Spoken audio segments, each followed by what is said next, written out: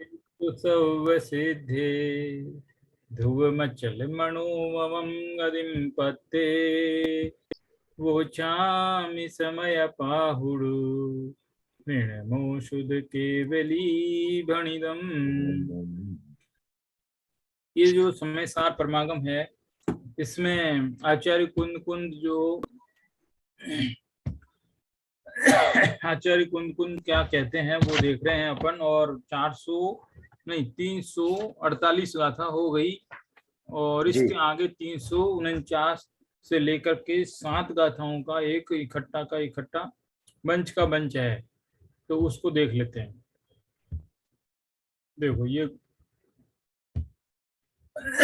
जह सिप्पियो दुकम्मम कौवदिनाय सोदुतम ओहोदी तहजीवो वियकम्मम कौवदिनाय तम ओहोदी जह सिप्पियो दुकर्णेहि कौवदिनाय सोदुतम ओहोदी तहजीवो कर्णेहिं कौवदिनयतम ओहोदी। पहली गाथा में कर्म करने की बात, दूसरी गाथा में किसी जिस साधन से कर्म करते उस साधन की बात, और तीसरी गाथा में कहेंगे कि उस साधन को ग्रहण करने की बात। जह सिप्पियोदु कर्णाणि जीर्ण दीर्ण सोदुतम ओहोदी तहजीवो कर्णाणि दो गिर्ण दीर्णयतम ओहोदी। जीव पहली गाथा में कर्म, दूसरी में कर्म करने का साधन, तीसरी में उस साधन को ग्रहण करना, और चौथी गाथा में कहेंगे कर्म का फल। 4 चीजें देखो। चौथी गाथा जय सिप्पिदुकम फलम भुंज दृण सोदुतम ओहोदी तहजीवो कम फलम भुंज दृण यशो नयतम ओहोदी। अब ये 4 गाथा हुई। ये 4 गाथाएं व्यवहार पक्ष हैं कि निश्चय पक्ष हैं? तो कह रहे कि व्यवहार पक्ष है। एवं व्यवहार सदु वत्तवं दर्शनम समासेन सुनुनिच्छयस्य वयनम परिणाम कदम तुजम होदी। ये जो है अभी व्यवहार की बात हुई। 4 गाथाओं तक व्यवहार की बात हुई। अब निश्चय की बात सुनो 2 गाथाओं में। जय सिप्पियोदु चेट्ठम कौवदि हवदीयतः अनन्नो सो तहजीवो वियकम्मम कौवदि हवदीय अनन्नो से जय चिट्ठम कौवंतोदु सिप्पियो नित्य दुखियो होदी तत्तोसिया अनन्नो तह चिट्ठंतो दुही जीवो। देखो इनमें समझ में नहीं आई होगी बात। इन गाथाओं में एक शब्द बहुत ज्यादा आया है, और वो शब्द है सिप्पियो। सिप्पियो माने होता है शिल्पी, शिल्पकार, कारीगर, कुछ बनाने वाला, कुछ कर्म करने वाला, कर्ता, किसी भी अर्थ में ले लो। वैसे तो यहाँ कर्ता की बात है, और उदाहरण के लिए शिल्पी लिया है। जैसे शिल्पकार कोई भी हो सकता है, कलाकार कोई भी हो सकता है, स्वर्णकार हो सकता है, सुनार जो सोने का काम करता है, वो सोने के कुंडल बनाता है, सोने के कंगन बनाता है, सोने की और भी कोई आभूषण बनाता है। तो ऐसा एक उदाहरण यहाँ पर लिया। और 4 गाथाएं इसमें व्यवहार की है, 2 गाथा निश्चय की है, 1 गाथा व्यवहार निश्चय का बीच में जो है विभेदन उसको बताने वाली है। तो 7 गाथाएं इस तरह से होती है। अब मूल प्राकृत के इनमें शब्दार्थ मैंने शायद पिछली बार बताने की कोशिश की, लेकिन वो इंटरनेट चला गया था, तो थोड़ा सा जल्दी जल्दी इसमें फटाफट बता देता हूँ। जह माने जिस प्रकार, सिप्पियो यानी शिल्पी, कम्मम कुव्वद यानी कर्म को करता है। कोई शिल्पी कोई कर्म करता है, लेकिन न माने नहीं, सो माने वह शिल्पी, तम ओ होदी, वो शिल्पी उससे तन्मय नहीं होता। तन्मय का मतलब है, वैसे लौकिक अर्थ है ना, लोक में जो बोलते हैं वो मीनिंग तो यह है कि वो उस काम में तन्मय हो गया, माने कि उस काम में डूब गया। कहते ना, अरे वो तो तन्मयता से कर रहा था, वो तो उस काम में इतना तन्मय हो गया कि सामने से हाथी निकल गया, उसको तो पता ही नहीं चला। तो तन्मय होना माने डूब जाना है, खो जाना। लेकिन वैसे देखा जाए तो तन्मय का मतलब है वो काम रूप स्वयं बन जाना। उसको कहते तन्मय हो जाना। तन्मय माने कि काम अलग हो और करने वाला अलग हो, ऐसा भेद ही खत्म हो जाए और दोनों एक ही हो जाए, उसको बोलते तन्मय। करने वाला खुद काम रूप हो जाए या काम ही करने वाला और काम दोनों एक हो जाए, दो अलग रहे ही नहीं, उसको कहते तन्मय। तो यहाँ पर क्या समझना कि कोई शिल्पी कर्म करता है लेकिन उस कर्म से तन्मय नहीं होता। यानी कि जैसे सुनार है, सुनार का उदाहरण लेते हैं स्वर्णकार, यदि वो सोने का आभूषण बना रहा है तो वो सोने का आभूषण अलग है और सुनार अलग है, दो एक तो होते नहीं है। अच्छा, वो आभूषण बनाते बनाते खुद भी खत्म हो जाता है क्या? ऐसा तो कभी होता ही नहीं। सुनार सुनार की जगह, आभूषण आभूषण की जगह। तो कह रहे कि वो तन्मय कहाँ हुआ? तन्मय नहीं हुआ। न सोदु तन्मयो होदी, वो तन्मय नहीं होता। वो कर्म करता है लेकिन उस कर्म से तन्मय नहीं होता। ये पहली लाइन। दूसरा, तह जीवो भी कम्मम, तह माने उसी प्रकार, जीव भी कम्मम कुव्वद यानी कर्म करता है लेकिन उस कर्म से न मन नहीं तन्मयो होदी, तन्मय नहीं होता। हम कोई भी काम करते हैं लेकिन हम उससे तन्मय नहीं होते। यदि कोई स्त्री भोजन बना रही है, खाना बना रही है, तो खाना बना रही है तो वो खुद अपने आप को समर्पित करके खाना थोड़ी बना रही है, कहने को भी अटपटा लगता है। कोई अपने हाथ पैरों से खाना थोड़ी बनाता है, वो अपने आप को थोड़े खाने के रूप में परिणमित कर देगा। खाना अलग है, वो अलग है। तो कह रहे कि कोई भी व्यक्ति जगत में, हम कोई भी काम करते हैं, कोई भी काम, वो सब काम अलग है और हम अलग है। तह मतलब उसी प्रकार जीव, यानी जीव भी, नहीं, तीसरी लाइन पे जाता हूँ। पहली गाथा हो गई, दूसरी गाथा। जह सिप पियोदु करने हिम कुबद। पहली गाथा में तो कहा वो कर्म करता है लेकिन उससे तन्मय नहीं होता। अब दूसरी में कह रहे हैं कि कर्म करने के लिए कोई तो साधन चाहिए। यदि सुनार है तो वो उसके बाद छेनी हथौड़ी, कुछ छोटे छोटे पुर्जे उर्जे टूल्स होंगे, उसके कोई ना कोई साधन होंगे। यदि अपन खाना बनाएंगे तो बेलन होगा, आटा होगा, कुछ तो होगा, तवा होगा, चिमटा होगा, तो साधन होंगे कोई भी चीज। तो कह रहे कि जो करण माने साधन, यह मतलब जिस प्रकार शिल्पी यानी शिल्पी करने हिम यानी साधनों से कुव्वद यानी करता है, लेकिन फिर भी न माने नहीं तन्मयो होदी, फिर भी उससे तन्मय नहीं होता। देखो, न तो वो काम से तन्मय हुआ, न ही साधनों से तन्मय हुआ, न तो वो आभूषण रूप हुआ और न आभूषणों को बनाने वाले टूल हैं वो टूल रूप हुआ, साधन रूप भी नहीं हुआ।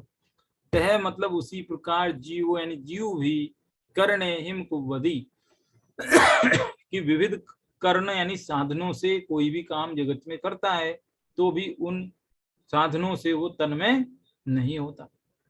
आप चाहे कोई भी काम करें, यदि हमने पेन से लिखा तो पेन साधन हुआ, लिखना हमारा कर्म हुआ। तो न तो लिखने के जो अक्षर लिखे थे वो अक्षर रूप हम नहीं हो गए, अक्षर अलग है, हम अलग हैं। और जो पेन था वो पेन रूप भी हम नहीं हुए, पेन अलग था, हम अलग थे। तो कह रहे कि कर्म रूप भी नहीं होता और कर्म के साधन रूप भी जीव नहीं होता। यहाँ अभिन्न वो भिन्नता बताई जा रही है, पर द्रव्यों से, पर कार्यों से, पर साधनों से इस जीव की भिन्नता बताई जा रही है, वेद विज्ञान कराया जा रहा है।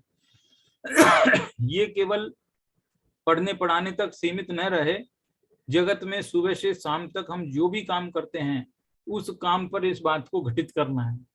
सुबह से लेकर शाम तक हम कोई भी काम कर रहे हैं, हम टूथ ब्रश भी कर रहे हैं, तो टूथ ब्रश कर रहे हैं तो वो ब्रश साधन है, तो साधन रूप हम नहीं हुए हैं, वो अलग है, हम अलग हैं, ये बता रहे हैं।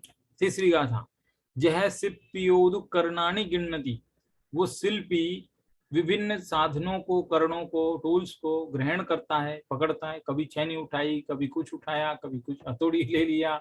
तो इस तरह से तो कुछ भी साधन उठाता है तो भी न तन्मयो होदी, तो भी वो उनसे तन्मय नहीं होता है।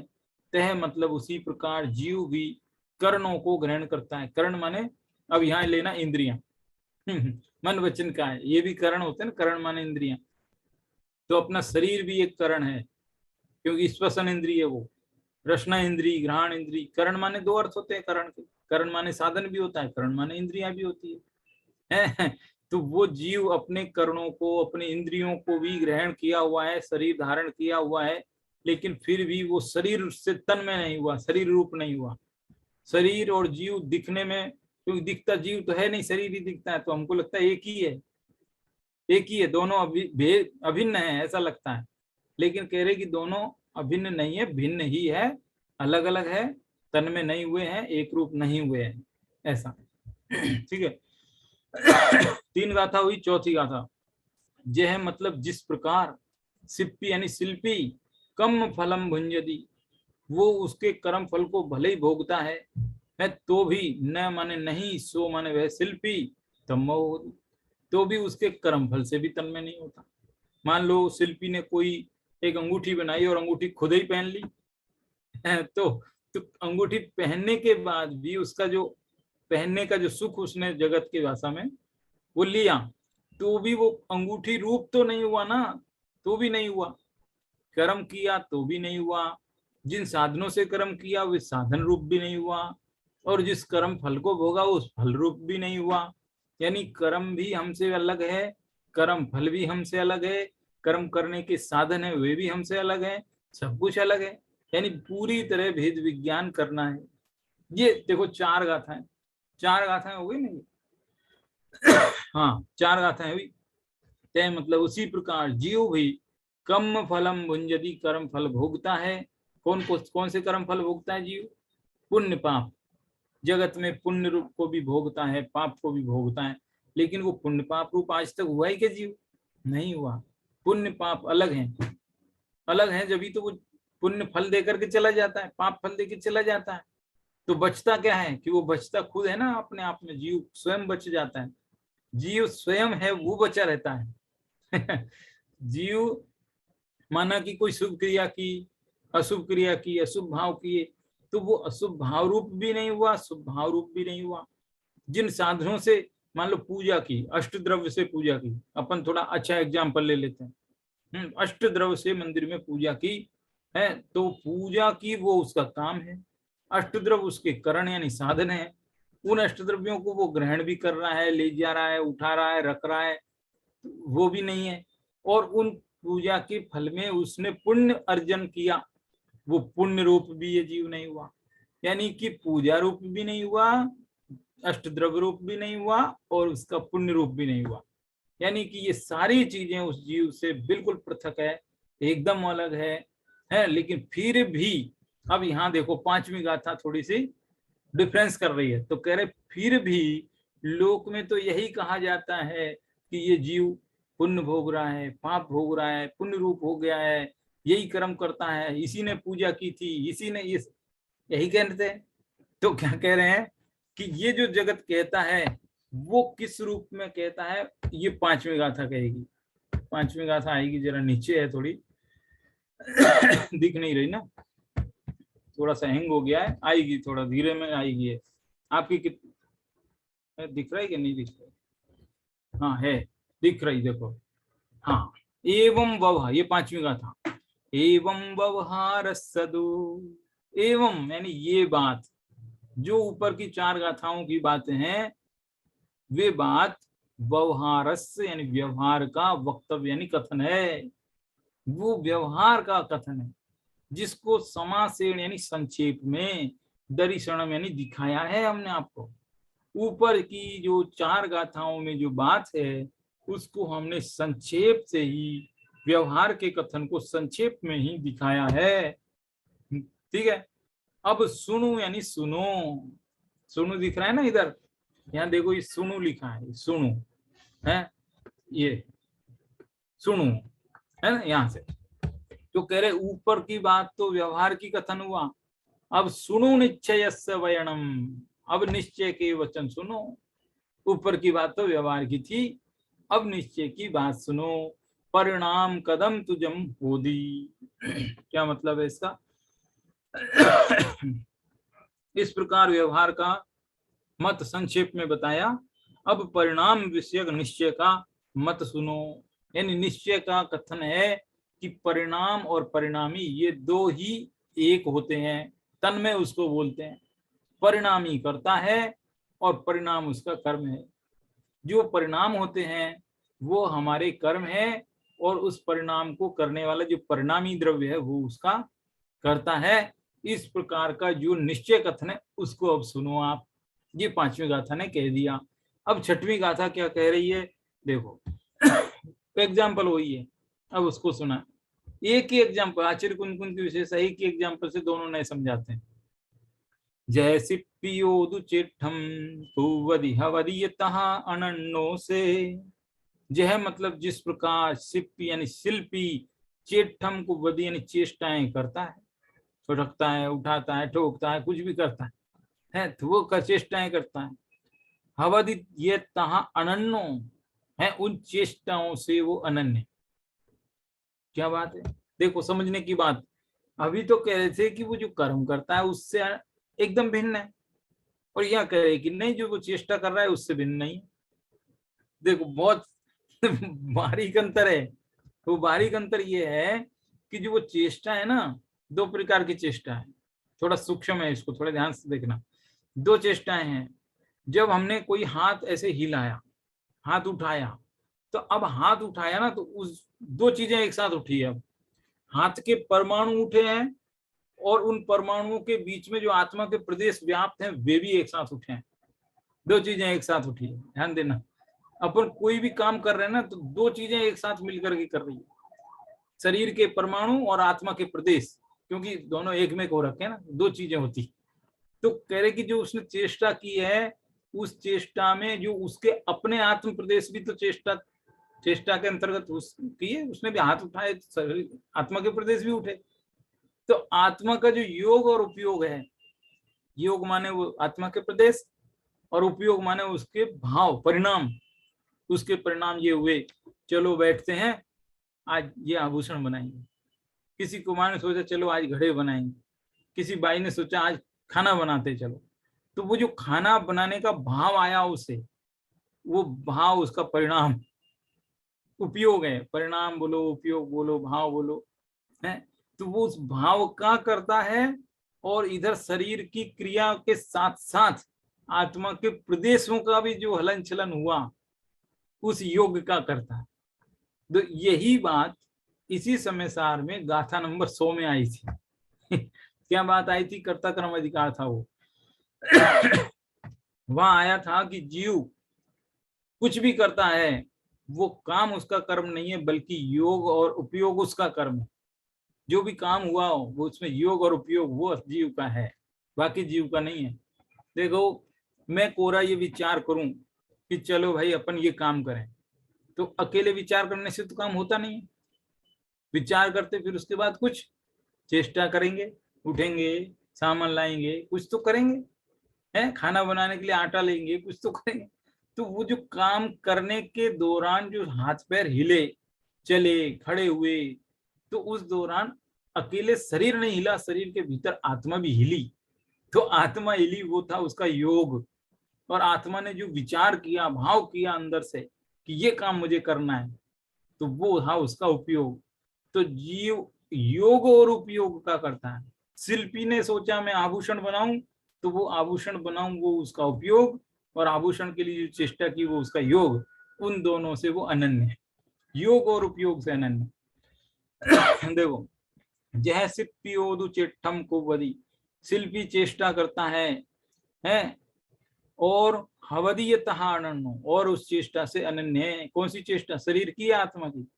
आत्मा की चेष्टा से अनन्य। ठीक है।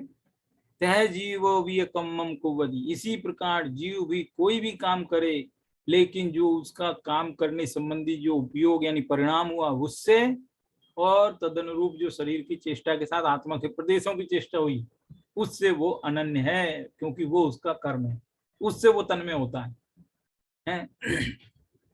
अब देखो ये तो हुई कर्म। अब लास्ट गाथा जो बची है वो कर्म फल की। देखो दो गाथा निश्चय की है और चार गाथा व्यवहार की है ना। तो दो गाथाओं में से एक गाथा ने तो कर्म की बात कही और दूसरी गाथा कह रही कर्म फल की बात। जह चिट्ठम को बंतो सिप्पियो, वो शिल्पी चेष्टा करते हुए नित्य दुखियो होदी, नित्य दुखित होगा। आकुलता व्याकुलता ही है। कोई भी काम जगत में करते हैं तो उसमें आकुलता ही है। आकुलता दिखे नहीं कभी कभी, तो भी देखा जाए तो वो आत्मा के स्वभाव के विपरीत होने से आकुलता में ही है, समझ लो आप। है तत्तो सिया अनन्नो तत्तो सिया अनन्नो तय चेतन तो दुही जीवो। इसका मतलब है उसी प्रकार अपने परिणाम रूप चेष्टा को करते हुए दुही जीव यानी दुखी है जीव, चेतन तो यानी चेष्टा करते हुए। यदि जीव कोई भी कार्य करता है यानी योग और उपयोग, निश्चय की बात है, तो योग और उपयोग को करते हुए जीव नित्य दुखी ही है। यदि पुण्य रूप क्रिया करके और अनुकूल फल भी मिल रहा है तो भी वो दुखी ही है, क्योंकि आत्म स्वभाव के आगे वो जो सांसारिक सुख है वो दुख रूप ही है। तो कह रहे कि जीव भी नित्य ही दुखी है। ऐसा देखो, ये थोड़ी सी बात विचित्र है, एक बार पढ़ने सुनने पर नहीं समझ में आती और बड़ी विचित्र लगती, कह रही क्या कह रहे हैं, क्या बात है। थोड़ी अटपटी लगती है। देखो मूल शब्दार्थ हो गए और शब्दार्थ के साथ साथ काफी कुछ मैंने स्पष्ट भी कर दिया है ना, लेकिन फिर भी एक बार हिंदी पद्यानुवाद पढ़ लेते हैं, उससे शायद काफी कुछ और क्लियर हो सकता है। ज्यों शिल्पी कर ज्यों शिल्पी कर्म करे परंतु कर्ममय वह ना बने, क्यों जीव कर्म करे परंतु कर्ममय वह ना बने। कोई मोबाइल बनाता है तो क्या मोबाइल बन जाता है वो? कुम्हार घड़े बनाता है तो क्या कुम्हार स्वयं घड़ा बन जाता है? नहीं बनता। ज्यों शिल्पी कर्म करे परंतु कर्ममय वह ना बने, त्यों जीव कर्म करे परंतु कर्ममय वह ना बने। ज्यों शिल्पी कर्णों से करे पर करणमय वह ना बने, त्यों जीव कर्णों से करे पर करणमय वह ना बने। हाथ से किया, पैर से किया, आंख से देखा है, तो वो जो हाथ पैर रूप जीव थोड़े ही हुआ है, हाथ पैर शरीर के अंग है, जीव अलग है। क्यों शिल्पी करणों को ग्रहे पर करणमय वह ना बने, त्यों जीव करणों को ग्रहे पर करणमय वह ना बने। ज्यों शिल्पी भोगे कर्म फल तन्मय परंतु होय ना, त्यों जीव भोगे कर्म फल तन्मय परंतु होय ना। वो जो सुनार था जिसने आभूषण बनाए, वो आभूषण चाहे स्वयं पहने, दुनिया पहने, बेचे, कुछ भी करे, जो उसका फल मिला है वो फल भी उससे भिन्न है। वो कुमार भाई फल अलग है। है ना। तो इस तरह अब देखो फिर संक्षेप में व्यवहार का यह कथन दर्शाया गया, अब सुनो परिणाम विषयक कथन जो परमार्थ का। अब परमार्थ का, शिल्पी करे जो चेष्टा उससे अनन्य रहे सदा, जीव भी जो करे वह उससे अनन्य रहे सदा। जीव जो करेगा, क्या करेगा जीव? कर्म तो कर नहीं सकता, परिणाम कर सकता है।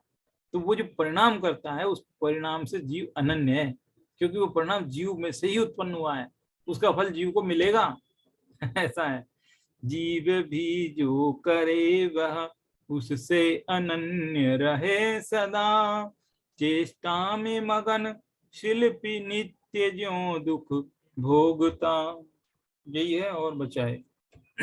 चेष्टा में मगन शिल्पी नित्य ज्यों दुख भोगता, यह चेष्टा रत जीव भी त्यों नित्य ही दुख भोगता। यदि जीव भी कोई चेष्टा करता है तो उससे संबंधित दुखों को वो भोगता है। मूल गाथाएं, उनके शब्दार्थ और उनका पद्यानुवाद, इतनी चीजें अपन ने पढ़ ली अभी तक, और इन चीजों में काफी कुछ तो क्लियर हो गया। फिर भी जो बात थोड़ी बहुत है वो भी करेंगे। लेकिन आपको इतना समझ में आ गया होगा कि बीच की एक गाथा निश्चय व्यवहार के कथन को बताने की औपचारिकता की है, उसको निकाल दो। ऊपर की 4 गाथा व्यवहार की है और नीचे की 2 गाथा निश्चय नहीं की है। कुल मिलाकर व्यवहार नय से ये कहा जाता है कि जीव ने कर्म किया, जीव कर्म के साधनों से करता है, जीव कर्म साधनों को ग्रहण करता है और जीव कर्म फल को भोगता है। ये व्यवहार की बात है, निश्चय की नहीं है। और लेकिन निश्चय से न तो जीव कर्मों को करता है और न ही कर्म फलों को भोगता है। यदि कर्मों को करने और भोगने की बात है ही सच में ही निश्चय से ही, तो फिर वो निश्चय कैसे लागू होगा कि वो जीव अपने जो भाव कर्म हैं उनको करता है और उनसे संबंधित जो फल है उनको ही वो भोगता है।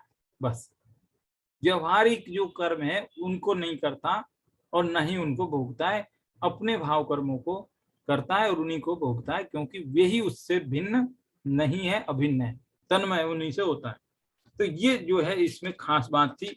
इसी बात को टीकाकारों ने और गुरुदेव कांजी स्वामी ने काफी अच्छे तरीके से स्पष्ट किया हुआ है।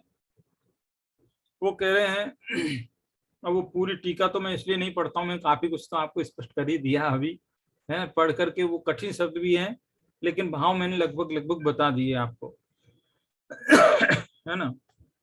अब इसमें जो कह रहे हैं, इसकी टीका जो है 1 पेज की है पूरी हिंदी में, 1 पेज यानी 1 2 3 4 पैराग्राफ है। 4 पैराग्राफ में से रिपीट ना हो और कठिन भी ना हो, इसके लिए मैं शुरू के 3 पैराग्राफ में 2 पैराग्राफ छोड़ देता हूँ, क्योंकि वो मैंने लगभग आपको अभी बोल करके अपनी भाषा में सरल तरीके से बता दी। लेकिन 2 पैराग्राफ जो बच्चे हैं उनको पढ़ूंगा शायद, क्योंकि उनमें निश्चय की बात है, अपने काम की बात है, इसलिए वो मैं पढ़ूंगा। वो आप देखो क्या है, संक्षेप में बात आ जाए जिससे। जिस प्रकार वही शिल्पी करने का इच्छुक होता हुआ चेष्टा रूप अर्थात कुंडल आदि करने के अपने परिणाम रूप, कुंडल करता है या कुंडल करने का अपना परिणाम करता है। सुनार ने कोई आभूषण बनाया या आभूषण बनाने का भाव किया, तो कह रहे कि कुंडल आदि करने के अपने परिणाम रूप और हस्तादि के व्यापार रूप जो स्वपरिणामात्मक कर्म करता है, कर्म है लेकिन कौन सा कर्म, स्वपरिणामात्मक। ये जो टीका है ना, ये टीका भले ही मैं स्किप कर रहा हूँ 2 पैराग्राफ, लेकिन टीका के एक एक शब्द बड़े जोरदार हैं आचार्यों ने एक एक शब्द है, और वो मैं स्किप किया है, वो मैंने लगभग लगभग सब बोल के बता दिया है आपको, शब्दार्थ करते समय ही पूरा भाव आपको उसका भाव बता दिया। लेकिन ये जो पैराग्राफ में कुछ खास बात की तरफ ध्यान आपको दिलाना है, इसलिए बता रहा हूं है। जिस प्रकार वही शिल्पी करने का इच्छुक होता हो, करना क्या करना, वो देखो, करने का इच्छुक होता हो चेष्टा रूप, चेष्टा कौन सी चेष्टा, कुंडलादि करने के अपने परिणाम रूप, एक तो ये चेष्टा हो। दूसरी चेष्टा हस्तादि के व्यापार रूप जो स्वयं परिणामात्मक कर्म करता है, कर्म भी अपने परिणाम रूप ही है, अपने आत्म प्रदेशों का ही संचालन है, वो कर्म है।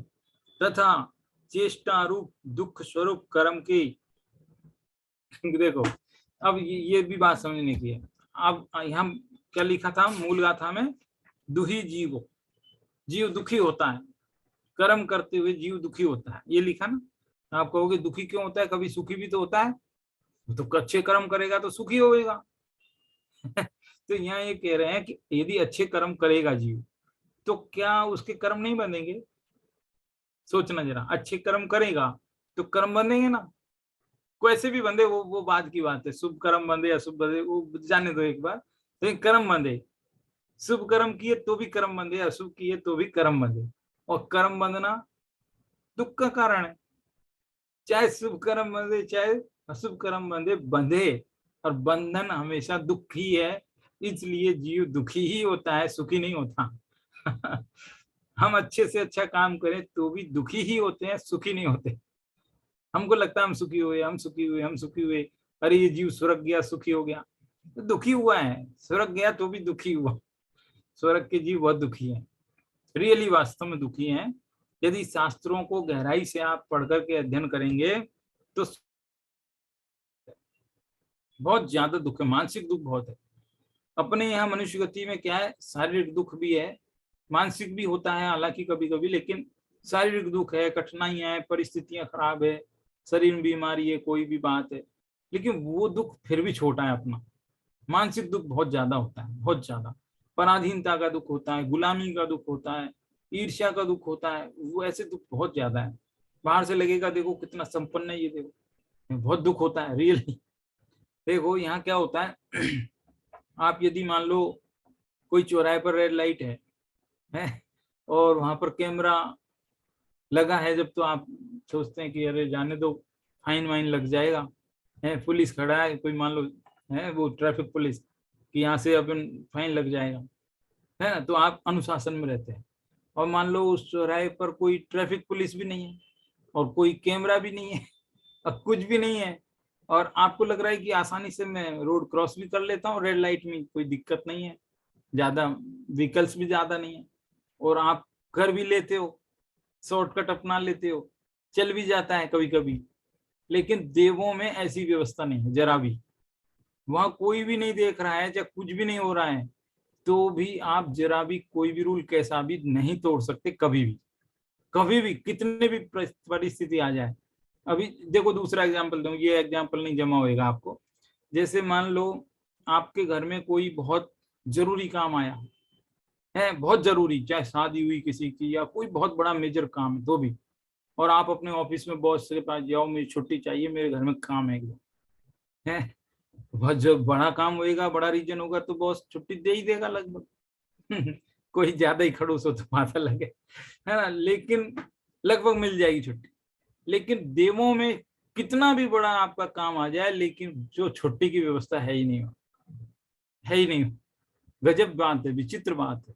जैसे अब यहाँ पर तीर्थंकर का जन्म होता है, और वो जब उनको अवधि ज्ञान से पता चलता है कि चलो उत्सव मनाना है, अब वो देवों को, क्योंकि वहां त्रियंश तो होते नहीं, त्रियंश तो मध्यलोक में होते ना, देवों में थोड़ी होते त्रियंश, तो वहां किसी एक देव को ही, जो अपने अधीन देव है, उसको ऑर्डर देते हैं, चलो बनो, बनो ऐरावत हाथी उसी को ऐरावत हाथी बनना पड़ता है देव को, और फिर उसके ऊपर बैठ करके चले आते।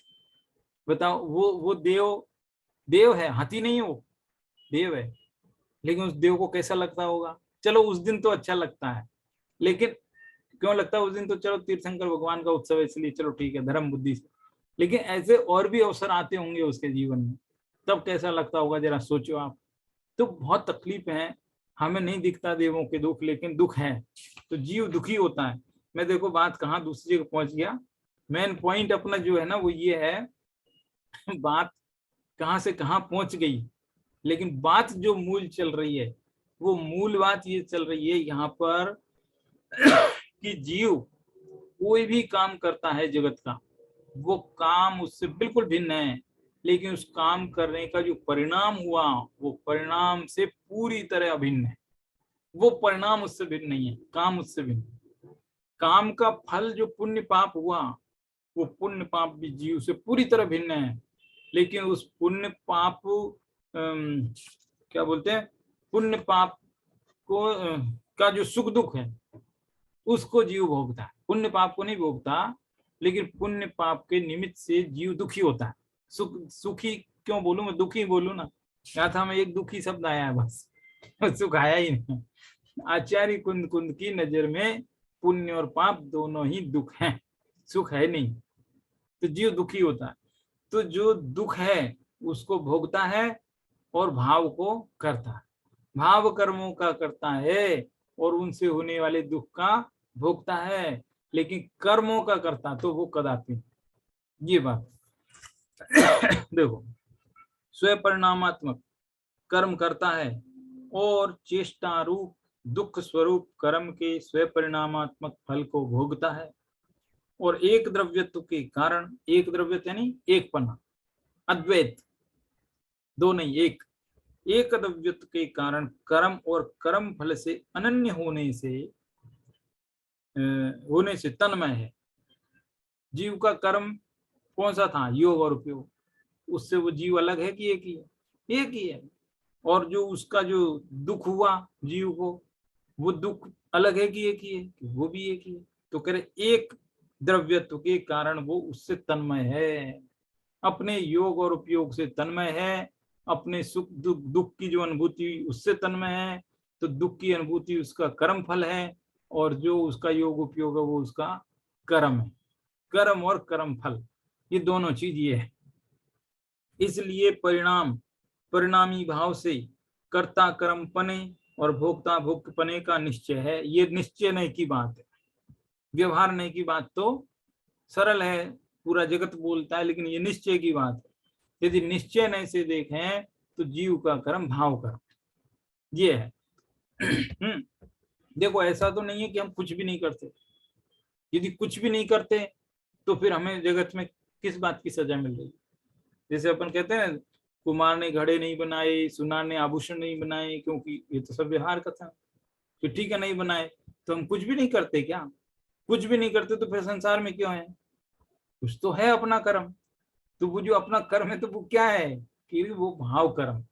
अरे तुम कुमार ने घड़े थोड़ी बनाए, लेकिन घड़े बनाने का भाव किया था, उस भाव का जो फल मिला उसको वो भोगेगा। ऐसा अभी जैसे हम आपको यहाँ समय सार सुना रहे, तो समय सार सुना रहे हैं, तो अभी मेरे जो वाणी निकल रही है मुंह से, तो ये वाणी का कर्ता मैं नहीं हूं, क्योंकि वाणी पुद्गल है ना। मैं बोल रहा हूं, वो शब्द जो निकल रहे हैं, ठीक है, जो शब्द निकल रहे हैं वो शब्द का कर्ता मैं नहीं हूं, लेकिन मेरा ये भाव हो रहा है कि मैं ऐसा बोलूं, ऐसा बताऊं, उस भाव का मैं करता हूं। ऐसा समझ लो आप, समझ में आई बात? हम ये सोचते हैं मैं पढ़ाता हूँ, मैं बताता हूँ, मेरे बताने पर इतना ज्ञान होता है लोगों को। अरे वो ज्ञान उनके निमित्त से होना था, और हमारे उनके निमित्त से शब्द निकलने थे, हमारे की ये कुछ नहीं होता। तीर्थंकर कभी भी, तीर्थंकर की वाणी जो कृति है ना, वो भव जीवों के निमित्त से कृति है। तीर्थंकर बुद्धिपूर्वक थोड़ी कोई देश न देते हैं, बिल्कुल भी बुद्धिपूर्वक नहीं होता। तीर्थंकर का आम निहार, वो निहार तो होता ही नहीं, आहार भी नहीं होता, लेकिन विहार, विहार और उपदेश ये दोनों अबुद्धिपूर्वक ही होते हैं। किस दिशा में उनका समोसरण विहार करेगा, किस दिशा में तीर्थंकर का विहार होगा, और किस कहाँ के जीव की दिव्य ध्वनि का लाभ उठाएंगे, ये जो है निर्णय कौन करता है? इंद्र भी नहीं करता, स्वयं तीर्थंकर भी नहीं करते, ये ऑटोमेटिक होता है। ऑटोमेटिक होता है कैसे ऑटोमेटिक होगा?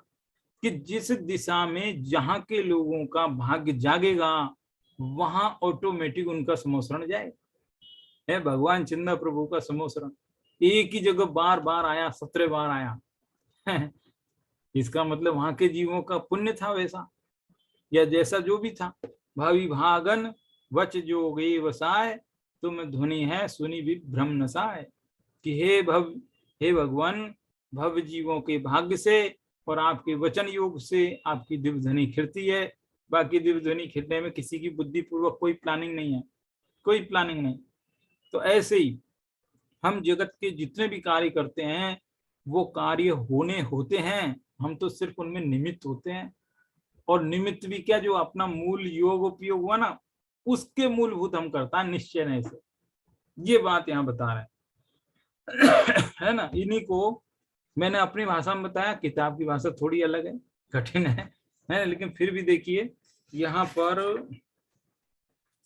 3 बातें गुरुदेव कांजी स्वामी ने कहा। क्या कहा? वो 3 बातें बता करके फिर पूरी करते हैं बात को।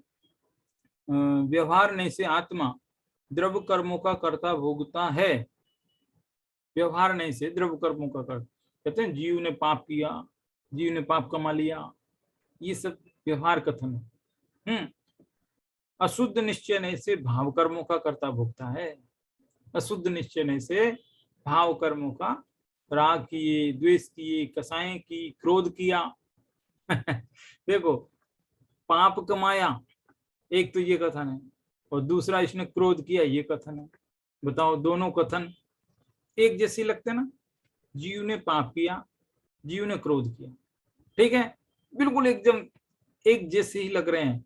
लेकिन पाप किया ये हो गया व्यवहार का कथन, क्योंकि वो पाप कर्म है ना पुद्गल का, पुद्गली के वो पाप कर्म, तो वो हो गया परद्रव। पुद्गल अलग है, जीव अलग है, तो इसका मतलब व्यवहार कथन।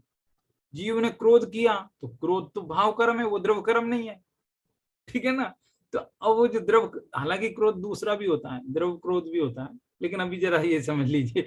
तो वो भाव क्रोध जो किया वो उसका भाव यानी आत्मा का है, इसलिए वो निश्चय में चला जाएगा। निश्चय नहीं का कथन है, लेकिन निश्चय में भी कौन सा वाला? निश्चय भी तो कही है, अशुद्ध निश्चय है, शुद्ध निश्चय है, पूर्ण शुद्ध निश्चय सब है। तो वो अशुद्ध निश्चय ने आत्मा का विभाव किया, इसलिए अशुद्ध निश्चय में गया। ठीक, ऐसा। ठीक, इसको कान्य स्वामी इस प्रकार स्पष्ट कर रहे हैं। 3 पॉइंट उन्होंने निकाले हैं, वो तीनों सुना करके फिर पूरा करेंगे। अज्ञानी जीव पर में हर्ष सुख के भाव करता है, पर द्रव्य में क्या करता है? द्रव्य में कुछ नहीं करेगा, हर्ष सुख के भाव तथा उन्हें भोगता है, परंतु पर द्रव्य को यानी स्त्री पुरुष धन मकान आदि का न तो करता है और ना ही भोगता है। हम सोचते हैं मकान बनाएंगे, तो मकान हम नहीं बनाते, मकान बनाने का भाव करते हैं, ऐसा है। ज्ञानी जीव, अब दूसरा पॉइंट है, पहला हो गया, दूसरा, ज्ञानी जीव को अंतरंग में स्वभाव का यानी शुद्ध एक ज्ञायक भाव का भान हुआ है, इसलिए वह स्वभाव दृष्टि से राग आदि भावों का कर्ता भोक्ता नहीं होता। अज्ञानी जीव, पहला पॉइंट था अज्ञानी जीव का, इसलिए वो राग द्वेष का परद्रव्यों को करने का वो करता होता था, लेकिन ज्ञानी जीव रागादि भावों का कर्ता भोक्ता नहीं होता, वो तो उनका ज्ञाता होता है। ठीक है, अब तीसरा पॉइंट, तथापि ज्ञानी के जितना राग रूप परिणमन है, वैसे तो नहीं होता उसके राग का कर्ता, लेकिन फिर भी जितना राग उसके है, उतने परिणमन की अपेक्षा से उसे भी कर्तापना और भोक्तापना है। यानी के भी भले ही वो मानता नहीं, लेकिन है उतना भी। ज्ञानी स्वभाव की दृष्टि से राग का कर्ता नहीं है, दुख का भोगता नहीं है, परंतु इससे कोई एकांत पकड़कर ऐसा माने कि ज्ञानी के सर्वथा दुख होता ही नहीं, तो ऐसी बात भी नहीं, ऐसी बात भी नहीं। ज्ञानी के भी कर्मों के उदय आते हैं, उसके भी उन दुखों का सहयोग बनता है। ज्ञानी के जितना किंचित राग है, उतना उस समय दुख है, उतना दुख है, और वह उसका उतनी मात्रा में कर्ता भोक्ता भी है। ज्ञानी है वैसे तो कर्ता भोक्ता, लेकिन उसकी उस कर्तापने से बुद्धि निकल गई है, इसलिए कर्ता कहने में आता है, लेकिन आंशिक कर्ता वो भी है। ठीक है, इस तरह से ये कुल मिलाकर सभी बात आ गई है। जो हर्ष विषाद का परिणाम है, जो स्व परिणाम राग का परिणाम है, उनका वो कर्ता भोक्ता होता है ज्ञानी, अज्ञानी किंतु परद्रव का कर्ता भोक्ता तो अज्ञानी भी नहीं होता।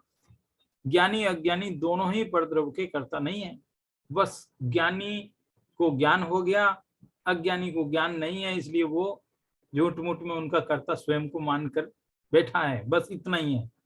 ठीक है, अपना काम क्या है, करना नहीं है तो क्या है, कह रहे कि अपना काम सिर्फ जानना है, अपना काम जानना है।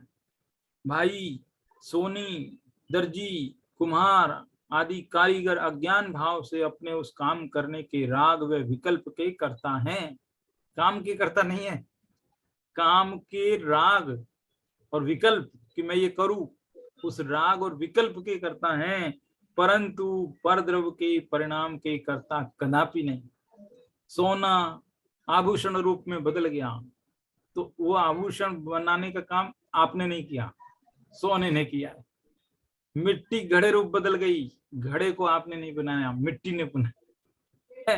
तो कह रहे कि परिणाम के, परद्रव्य के परिणाम के करता नहीं है, राग और विकल्प के करता है, क्योंकि राग और विकल्प हमसे अभिन्न है, और जो अभिन्न होता है वही कर्ता कर्म का संबंध बनता है, बाकी जगह नहीं बनता। देखो, भगवान आत्मा का परम शुद्ध एक ज्ञान प्रकाश है, बस जानना आत्मा का कार्य है, पर का कुछ करना या करने संबंधी राग करना भी आत्मा का कार्य नहीं है।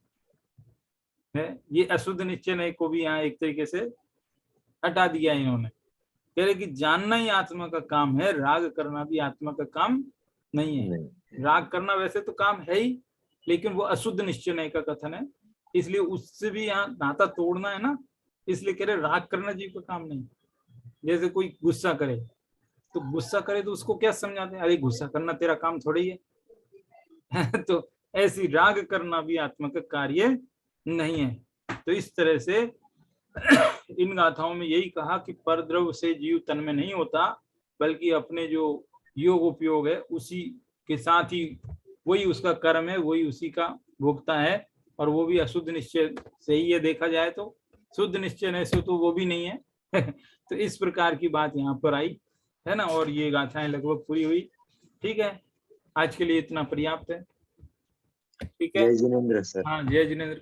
कठिन तो नहीं लगा, सरल? नहीं सर, ये हम पढ़ते हैं न और आपके साथ सुनते हैं न तो बहुत समझ में आ जाता है। अच्छा अच्छा, वो पढ़ के भी कभी कभी समझ नहीं आता, जो वर्डिंग्स है, जो भाव है उसके, वो नहीं समझ आते। वो नहीं आपके आते। कहने से समझ आ जाते हैं जी जी, कि ये एक कहने का भाव है। हाँ तो पहले पढ़ लेते हैं, मैंने भी ये चैप्टर 2 दिन जी पहले पढ़ा, दो दफे पढ़ा। जी, कुछ कुछ बातें समझ नहीं आई थी, वो अभी समझ आ गई कि ये बहुत सही बढ़िया, है। बहुत हाँ बढ़िया, जी बहुत सर। बढ़िया। ऐसा हाँ ही है।